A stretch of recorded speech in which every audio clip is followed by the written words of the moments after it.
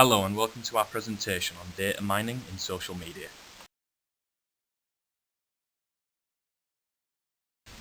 Here are just a few things that we hope you learn within the next 5 minutes. Sentiment analysis, the use of algorithms, and the use and benefits of mining social media. Here is a definition of data mining. To summarise, data mining is used to process and analyse data to then make meaningful use of it. Social media is digital content and interaction that is created by and between people. Social media ranges from YouTube to Facebook to virtual worlds and gaming such as World of Warcraft. As well as showing how users interact with one another, it also shows how users interact with the content of the web.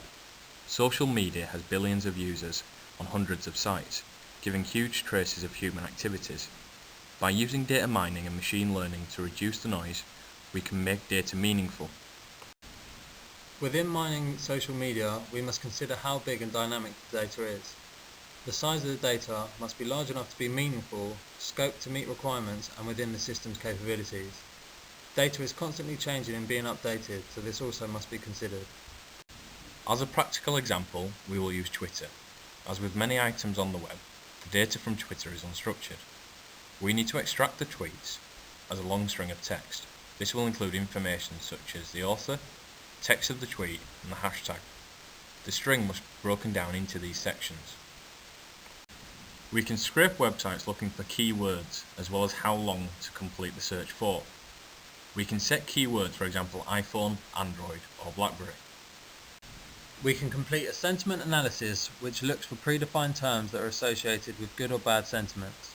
I love my new iPhone would be associated with good, because it contains a good sentiment in the word love. I hate my new iPhone would be associated with bad, because it contains a bad sentiment in the word hate. In 3 minutes, 398 tweets were submitted containing keywords iPhone, Android, and BlackBerry. At the same rate of user input, this is equivalent to 191,040 tweets a day. This is a wealth of information that can be tapped into. The a priori algorithm is often used to find association patterns in customer spending. For example, if customer 1 buys product A, are they also likely to buy product B? Using the data collected previously, we must apply a set of association rules that enables us to identify the information we require.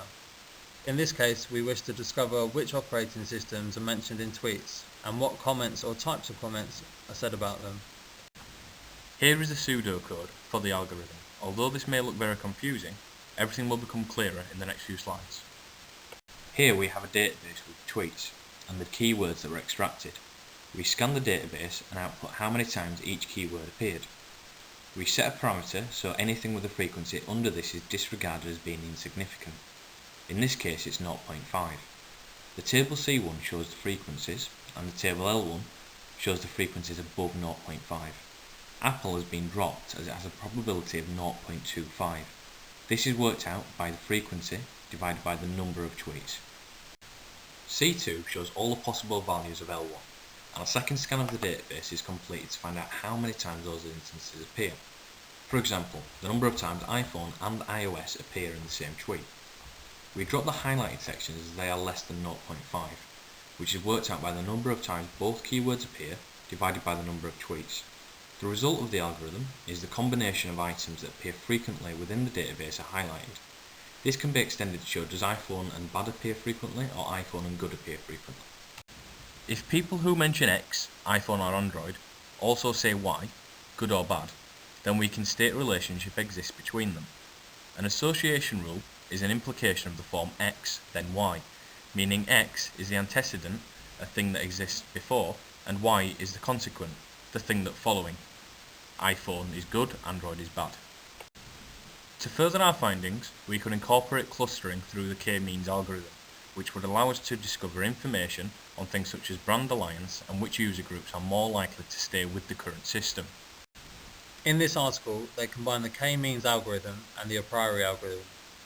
This helped them identify that female consumers generally use iPhones and specify that iPhones would be their next choice. Therefore, it would be a good idea to create social media campaigns for female consumers. The introduction of new products such as a pink iPhone and other ideas are often brought to market on the back of information gained through these practices. The above algorithms and other data mining and text analytics techniques can be useful for finding customer groups that share interests. In addition, marketing campaigns can be altered to target specific areas to generate revenue and to meet customer needs. Without social media, this information would not be obtainable. Thank you very much for listening. We hope you have learned a few things today. Bye bye!